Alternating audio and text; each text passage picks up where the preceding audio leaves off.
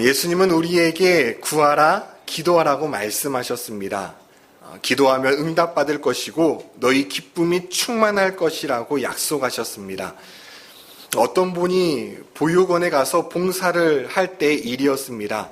이 보육원의 아이들이 대체로 울거나 떼쓰지 않는 모습을 보고서요, 참 이곳에 있는 아이들은 참 착하다라고 생각했답니다.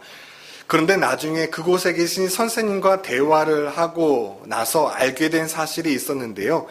이곳의 아이들이 특별히 착해서가 아니라 아무리 울어도 응답해 줄 사람이 없기 때문에 울거나 떼쓰지 않는다라는 것이지요.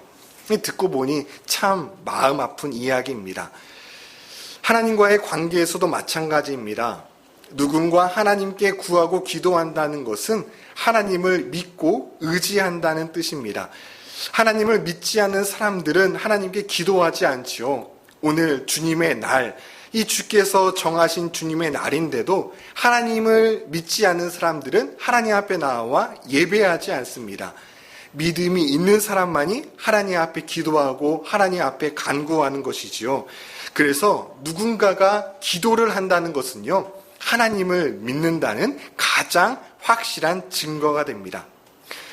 오늘 본문은 사도 바울이 에베소 교회 성도들을 위해서 기도한 내용입니다. 그런데 이 기도의 내용은 이 에베소 성도들을 위해서만 기도한 것이 아니라 모든 교회 성도들을 위한 중보의 기도 내용입니다. 바울이 개척했던 교회뿐만이 아니라 이 시대에 다음에 오는 모든 교회와 성도들을 위해서 사도 바울이 자신의 모든 것을 담아서 기도한 간구의 내용이었지요. 그리고 이 기도의 내용은 사도 바울의 평생의 기도 제목이었습니다.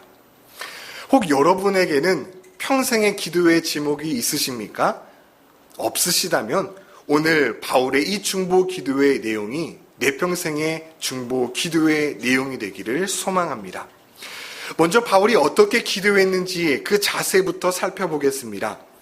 사도 바울은 하나님 앞에 기도를 드리면서 하나님을 하늘과 땅에 있는 각 족속에게 이름을 주신 아버지라고 고백합니다.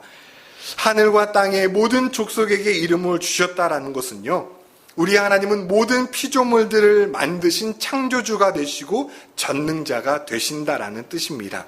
그 크신 하나님께서 바로 나의 아버지가 되신다고 고백하고 있죠. 오늘날 대통령 앞에 언제든지 찾아가서 나의 사정을 아뢰고 도움을 구할 수 있는 사람이 있다면요, 그는 정말로 큰 특권을 가진 자라고 할 수 있습니다. 그런데 우리가 이보다 더 놀라운 특권을 받았다라는 것이지요. 예수님을 영접한 자들에게는 하나님의 자녀가 되는 권세가 주어졌습니다. 그중 우리가 전능하신 하나님 아버지께 나아가서 간구할 수 있다는 것은요, 여러분 정말로 생각해보면 엄청난 특권이 아닐 수 없습니다. 마태복음 7장 11절 말씀이지요. 너희가 악한 자라도 좋은 것으로 자식에게 줄 줄 알거든 하물며 하늘에 계신 너희 아버지께서 구하는 자에게 좋은 것으로 주시지 않겠느냐? 이에 바울은 하나님은 하늘과 땅을 아우를 정도로 너무도 크신 분이시지만 사정하거나 구걸하는 듯이 구한 것이 아니고요, 당당하게 하나님 앞에 나아갔습니다. 어린 자녀가 친근한 아버지를 대하듯이 주저함 없이 하나님께 나아가 기도하였습니다. 하나님께서 바로 우리의 아버지 되시기 때문이죠. 동시에 바울은 하나님 앞에 겸손한 마음으로 나아갑니다. 이 당시 유대인들은 어떻게 기도했는지 아십니까? 서서 하나님 앞에 기도했습니다. 그래서 예수님께서 이제 알려주신 바리새인과 이 세리의 비유를 보면은요, 두 사람 모두 다 서서 하나님 앞에 기도하는 모습을 발견하게 됩니다. 그런데 이 유대인들이 일반적으로는 서서 하나님께 기도했지만요, 예외적으로 간절한 기도의 제목을 가지고 기도할 때에는요, 무릎을 꿇고 기도했습니다. 우리가 구약 성경을 한번 생각해 보면은요, 엘리야가 하나님 앞에 나아가 간절하게 기도할 때에는요, 무릎을 꿇고 기도했습니다. 예수님께서 겟세마네 동산에서 이제 다음날 십자가형을 앞두고 하나님 앞에 간절하게 기도할 때에도요, 무릎을 꿇고 기도했습니다.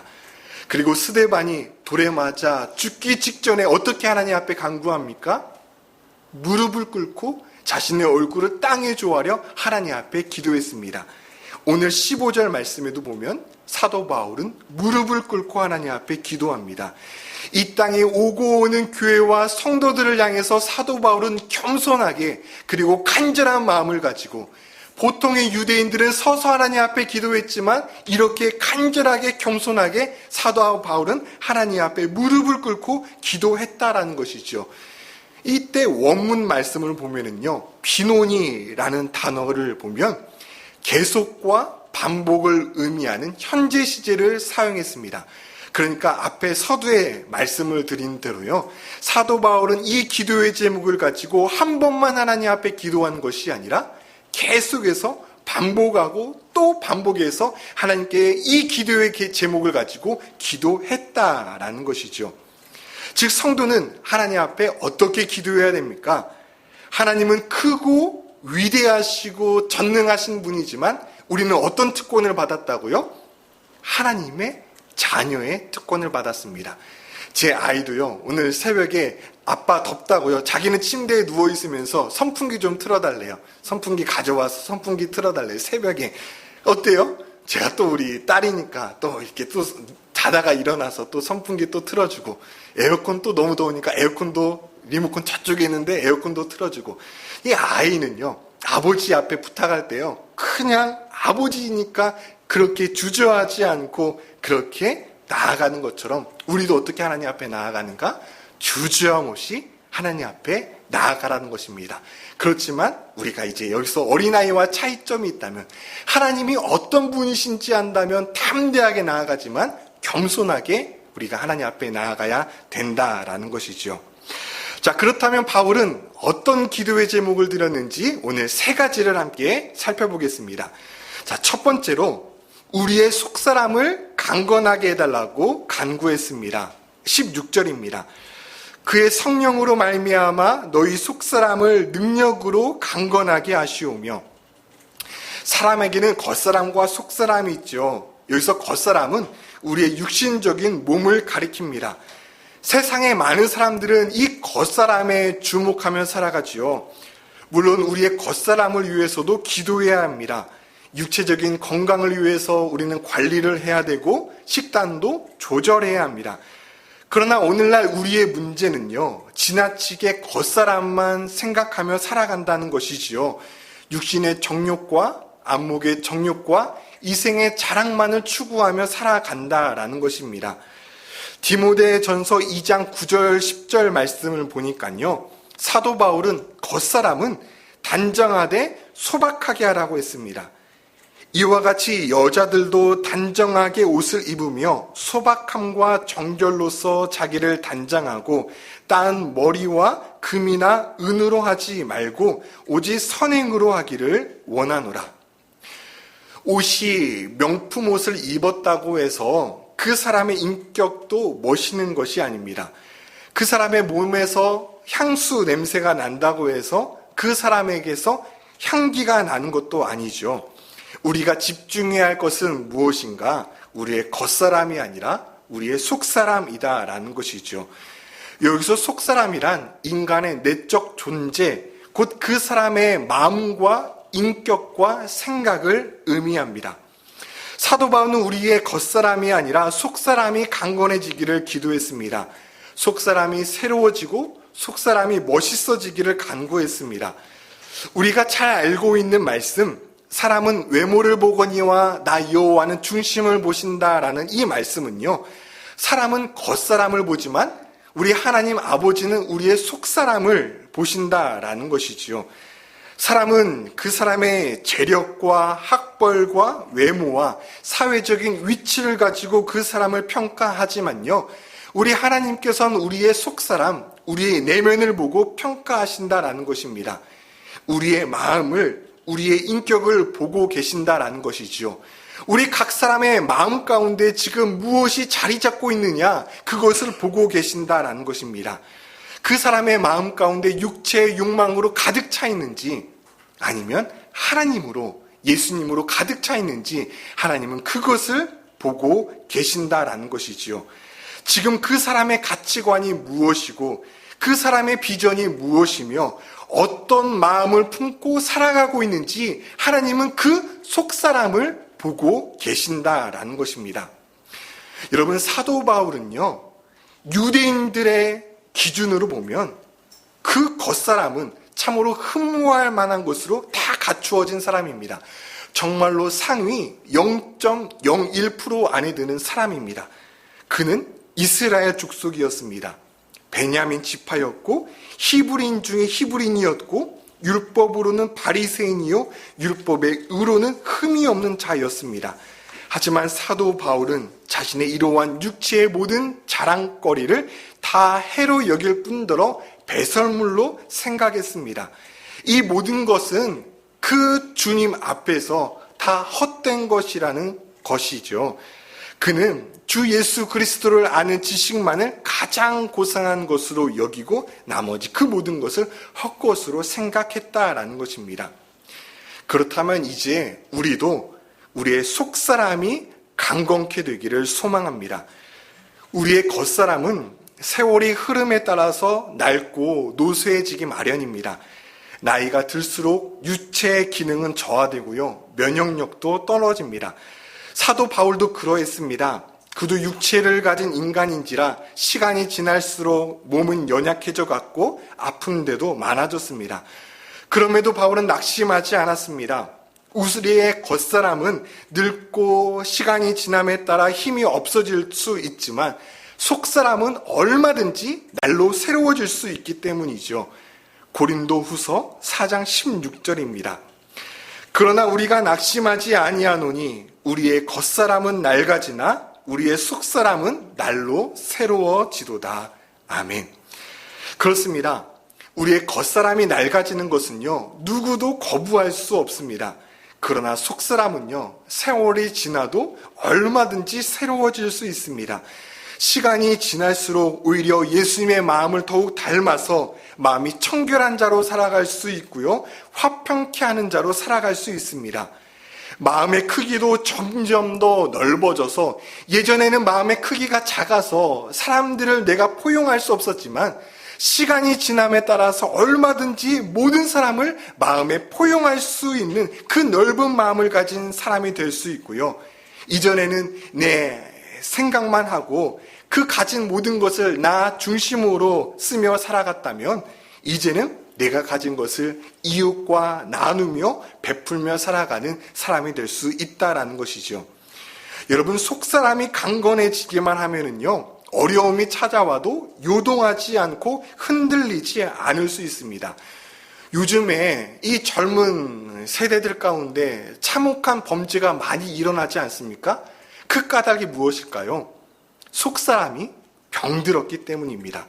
속사람이 병들면요, 아무리 좋은 학력과 좋은 직장과 부유한 그러한 삶을 영위한다 할지라도요, 여러분, 속사람이 병이 들면은요, 사람이 자포자기하고 그렇게 때로는 극단적인 선택을 하는 경우가 얼마나 많이 있는지 모릅니다. 그래서 이 바울의 첫 번째 기도의 제목, 우리의 겉사람이 아니라 속사람이 강건케 되기를 기도하는 기도의 제목은요, 여러분의 자녀와 여러분의 손주들에게 정말로 꼭 필요한 기도의 제목인 줄로 믿습니다. 여러분, 우리의 자녀들이요, 속사람이 강건해야 합니다. 어떻게 우리 자녀들이 매번 내가 원하는 대로, 내가 바라는 대로, 내가 꿈꾸는 대로 성공만 하며 살 수가 있겠습니까? 그렇지 않습니까? 때로는 실패하기도 하고, 때로는 내가 원하는 대로 그 길을 가지 못할 때도 참으로 많이 있는데요. 이때 속사람이 강건하기만 하면은요, 낙심하지 않고 언제든지 바로 일어설 수 있습니다. 여러분, 회복 탄성력이라고 있지 않습니까? 여러분, 어떻게 하면 다시 일어설 수 있습니까? 속사람이 강건하기만 하면은요, 실패 가운데도 다시 일어설 수 있다라는 것이지요. 그래서 오늘 우리 사도 바울의 첫 번째 기도의 제목, 우리의 겉사람이 아니라 하나님, 우리의 속사람이 날로 새로워지게 하여 주시옵소서. 나 자신만을 위해서 이 기도의 제목을 가지고 기도하는 것이 아니라 우리 사랑하는 자녀들, 우리 사랑하는 손주들이 하나님, 때로 내가 바라는 대로, 내가 원하는 대로, 내가 소원하는 대로 이루어지지 않고 실패한다 할지라도 여기서 넘어지지 않고 속사람이 강건케 되어 다시금 언제든지 일어날 수 있는 우리 자녀들, 믿음으로 승리하는 우리 손주들 되게 하여 주시옵소서. 이렇게 기도하였으면 좋겠습니다. 자, 그렇다면 어떻게 하면 속사람이 강건할 수 있을까요? 16절 말씀을 보면 그의 성령으로 말미암아 너희 속사람을 능력으로 강건하게 하시오며 라고 기도할 수 있습니다. 여러분, 어떻게 우리의 마음이 건강하고 그렇게 강건할 수 있습니까? 성령을 통해서만 가능하다고 말씀합니다. 인간의 의지와 노력으로 내가 마음이 강건하게 한다고, 마음 먹는다고 여러분 강건하게 되는 것이 아니고요. 사람은 하나님의 생명이 들어와야 생명이 될 수 있듯이 성령님께서 우리 가운데 내주해 주셔야만이 우리의 속사람이 강건케 될 수 있습니다.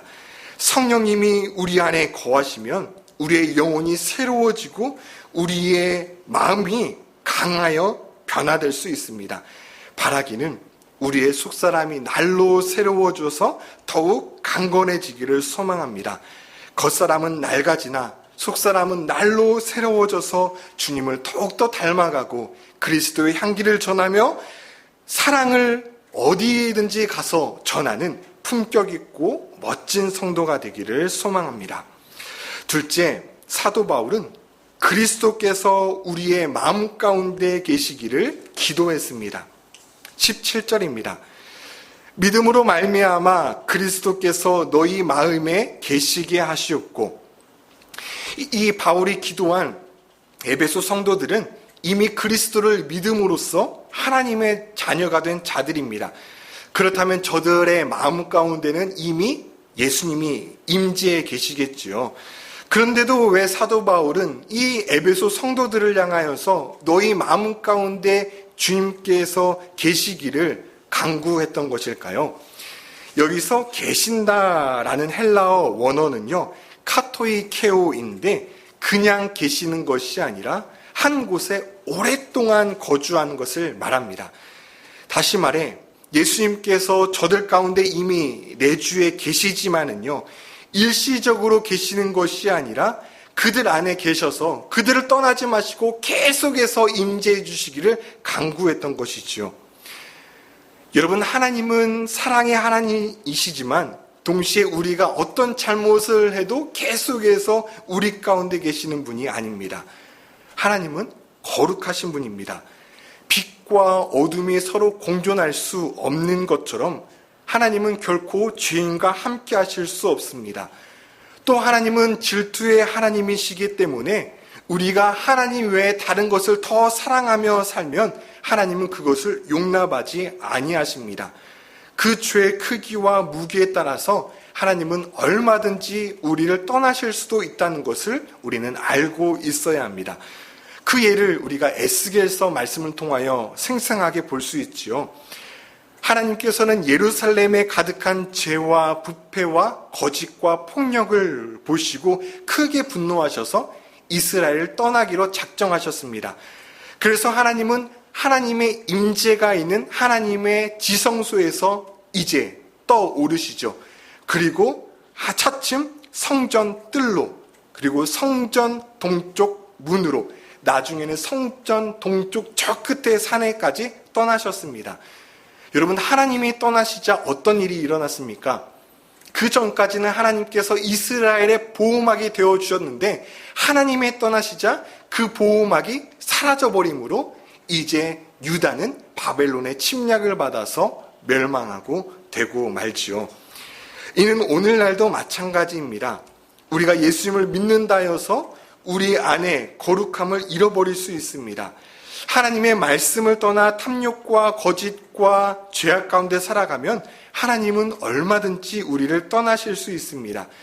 하나님께 예배한다 하지만 실상은 하나님을 업신여기고 경홀히 여기면 하나님의 영광은 얼마든지 거두어 가실 수 있습니다. 물론 하나님은 우리가 죄를 지었다고 해서 곧바로 떠나시지는 않지요. 에스겔 말씀을 보면 하나님은 우리에게 얼마든지 기회를 주고 또 주십니다. 하나님께서 지성소에서 떠오르시다가 이제 성전 뜰로 떠나가실 때 계속해서 뒤를 돌아보셨습니다. 성전 동쪽에 가셨을 때도 뒤를 돌아보셨고 저 성전 끝에까지 가셔서 저 멀리 동쪽 산에 가실 때에도 계속해서 하나님은 뒤를 돌아보셨습니다. 하나님이 왜 뒤를 돌아보셨을까요? 지금이라도 내 백성 이스라엘이 내게로 돌아오기만 하면 하나님은 떠나지 않고 다시금 이 유다에 임재하길 바라셨기 때문에 하나님께서는 다시금 가다가 뒤를 돌아서 멈춰서 내 백성을 보시고 떠나서 가시다가 다시 뒤를 돌아서 내 백성을 보셨다라는 것이지요. 하나님은 지금도 우리에게 끊임없이 기회를 주고 계십니다. 사도 바울은 그 에베소 성도들이 그 기회를 놓치지 않기를 간구했습니다. 혹여 성도들 가운데 하나님을 떠나서 옛 생활로 돌아가고 있는 자들이 있다면 하나님께서 주시는 그 기회를 놓치지 않기를 간구했던 것이지요. 다시금 두렵고 떨리는 마음으로 자신의 죄를 깨우쳐 돌이킴을 통하여서 하나님께서 그 에베소 성도들의 마음 가운데 계속해서 임재해 주시기를 간구했던 것입니다. 우리 주님은 승천하시기 전에 이렇게 말씀하셨죠. 내가 세상 끝날까지 항상 너희와 함께 있으리라. 여러분, 우리 주님은 약속하셨습니다. 너희가 먼저 나를 떠나지 않은 한 내가 먼저 너희를 버리고 떠나는 일은 없다고 말이지요. 여러분, 자녀된 우리가요, 하나님을 먼저 내가 버리지 않고 버리고 떠나지 않는 한 하나님이 먼저 우리를 떠나시는 일은 없다고 약속하셨습니다. 또 이미 그리스도 안에 있는 성도들에게 저들에게 계속해서 주님께서 임재해 주시기를 바란 기도의 내용은요, 더 풍성하게 예수님께서 임재해 주시기를 바란다는 뜻이었습니다. 예수님을 믿기는 하지만 주께서 나와 함께 하시는 것을 모른 채 신앙생활하는 분들이 있습니다. 주님 앞에 나와서 예배를 드려도, 그리고 일터에서 가정에서 하나님이 나를 인도하고 주장하시며 내 곁에 계심을 알지 못하는 이들이 있습니다. 사도 바울은 지금 이런 자들을 위해서 기도했던 것입니다. 하나님, 주님께서 저들과 함께 하고 계심을 매일의 삶 속에서 실제로 느끼게 하여 주시옵소서. 하나님께서 저들과 동행하고 계심을 머리로만 알고 있는 것이 아니라 매일의 삶 속에서 경험으로 느끼게 하여 주시옵소서. 사도 바울은 바로 이 기도의 제목을 가지고 하나님 앞에 기도했던 것입니다. 여러분, 그렇다면 어떻게 하면 하나님께서 매일의 삶 속에서 나와 함께 하시고 나와 동행하시며 나와 같이 하신다는 것을 실제 삶 속에서 느끼며 신앙생활할 수 있을까요? 바로 믿음입니다. 17절 말씀을 다시 보시면 믿음으로 말미암아 그리스도께서 너희 마음에 계시게 하시옵고라고 간구했습니다. 예수님의 임재를요, 우리의 삶 속에서 실제로 느끼며 살아가는 방법이 무엇입니까? 믿음이 우리에게 있어야 한다는 것이지요. 주님을 믿음으로써 우리가 더욱더 주님을 사모하고 의지하고 간구할 때 하나님께서 더 풍성하게 우리의 삶 가운데 임재해 주신다라는 것입니다. 우리가 더 자주 예수님의 이름을 부르고요, 더 자주 예수님을 찾고 간구할 때 주님은 기뻐하시며 믿음으로 구하는 우리의 간구를 들으시고 우리와 함께 하신다라는 것이지요. 그 주님께서 우리의 삶 가운데 늘 함께 하시고 동행하심을 우리가 경험하며 산다면 우리의 삶이 여러분 얼마나 풍성하게 변화될 수 있겠습니까? 그러니 여러분, 믿음으로써 매일의 삶 가운데 주께서 나와 임재하고 계심을 경험하게 하여 주시옵소서 기도하셨으면 좋겠습니다. 세 번째, 바울은 그리스도의 사랑을 알게 해달라고 간구했습니다. 18절입니다. 능히 모든 성도와 함께 지식에 넘치는 그리스도의 사랑을 알고, 20세기 최고의 신학자였던 칼 바르트가요, 국제적인 신학 세미나에 참석했을 때 이런 질문을 받았습니다. 당신은 성경을 참 많이 연구했는데 성경을 한마디로 요약하면 무엇이라고 할 수 있습니까? 그러자 바울은 예수 사랑하심은 성경에서 배웠네 라는 찬송가의 가사로 대답했습니다. 하나님이 우리를 얼마나 사랑하시는지 그것을 이야기하는 게 성경의 말씀이라는 거지요. 여러분, 그 예수님의 사랑이 무엇입니까? 우리가 알아야 할 하나님의 사랑이 무엇입니까? 바로 십자가의 사랑입니다. 아무 죄도 없으신 우리 주님께서 우리를 구원하시기 위하여 십자가에 못 박혀 죽으셨습니다. 로마 병사들은 예수님을 못 박기 전 뼈 조각과 새 조각이 달린 채찍으로 사정없이 내리쳤습니다. 살갗이 떨어져 나갔고 온몸은 피투성이가 되셨습니다. 매를 맞아 녹초가 되신 예수님을 향해 로마 병사들은 그 머리에 가시 면류관을 만들어 푹 눌러 씌웠습니다. 그리고 막대기로 그 예수님의 면류관을 세차게 내리쳤습니다. 얼굴에는 침을 뱉었습니다. 키득키득 웃으며 예수님의 발 앞에 꿇어 엎드려 조롱했습니다. 그렇게 모진 수치와 조롱을 다 당한 예수님은 처형장소인 골고다에서 발가 벗겨진 채 십자가에 올려져 굵은 대못이 생사를 뚫고 들어가는 고통을 겪으셨습니다. 뚝딱뚝딱 못이 예수님의 살을 관통할 때마다 극심한 고통으로 몸부림치셨지만 주님은 그 십자가의 길을 가는데 포기하지 않으셨습니다. 아무 잘못도 없으신 하나님이신 예수님께서 왜 그런 수치와 조롱을 당하셨을까요? 우리의 죄 때문이었습니다. 우리가 가진 죄의 문제를 해결하지 않으면 사망과 저주에서 벗어날 방법이 어디에도 없었기에 주님은 내가 받아야 할 그 죄의 대가를 다 대신 받으시고 우리를 죄에서 자유케 하신 것이지요. 자기 희생적인 사랑, 그것보다 더 큰 사랑이 이 세상에 어디 있겠습니까? 누군가를 위해서 자기 목숨을 내어놓는다는 것, 그것보다 더 큰 사랑이 이 세상에 어디 있겠습니까? 이사야 53장 5절입니다. 그가 찔림은 우리의 허물 때문이요 그가 상함은 우리의 죄악 때문이라. 그가 징계를 받음으로 우리는 평화를 누리고 그가 채찍에 맞음으로 우리는 나음을 받았도다. 로마서 5장 8절입니다. 우리가 아직 죄인 되었을 때에 그리스도께서 우리를 위하여 죽으심으로 하나님께서 우리에 대한 자기 사랑을 확증하셨느니라. 여러분, 그 주님의 십자가의 사랑을 바로 깨닫기만 하여도 우리의 신앙생활은 지금보다 크게 변화될 수 있습니다.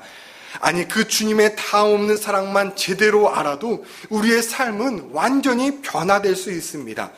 그래서 사도 바울은 이 시대의 모든 성도들이 바로 이 주님의 사랑을 알게 해달라고 기도했습니다.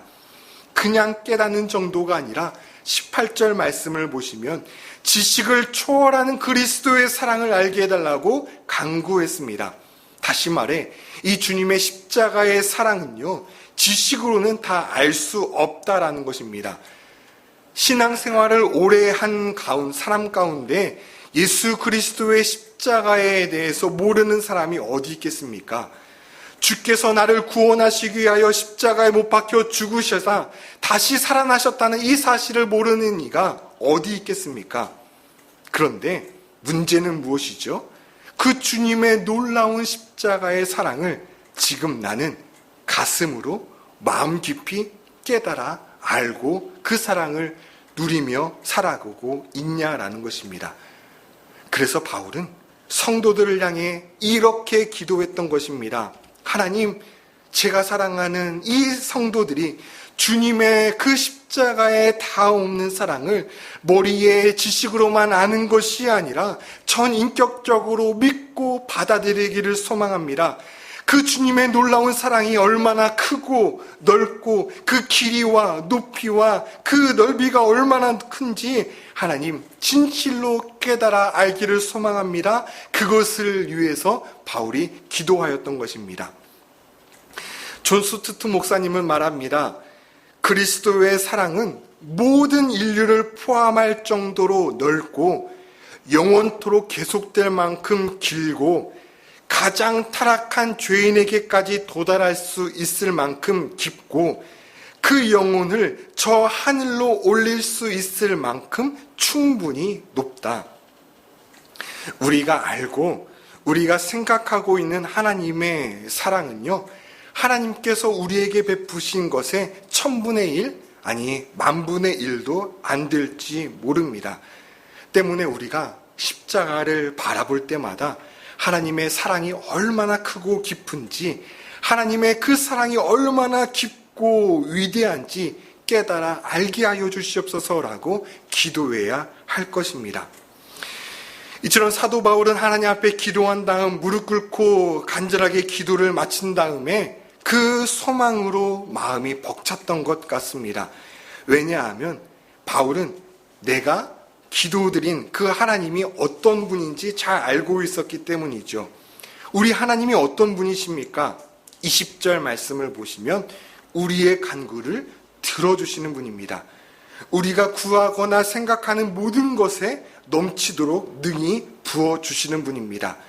주님은 우리의 생각이 부족하여 마땅히 구할 바를 알지 못한다 할지라도 가장 좋은 것으로 응답해 주시는 선하신 하나님이십니다.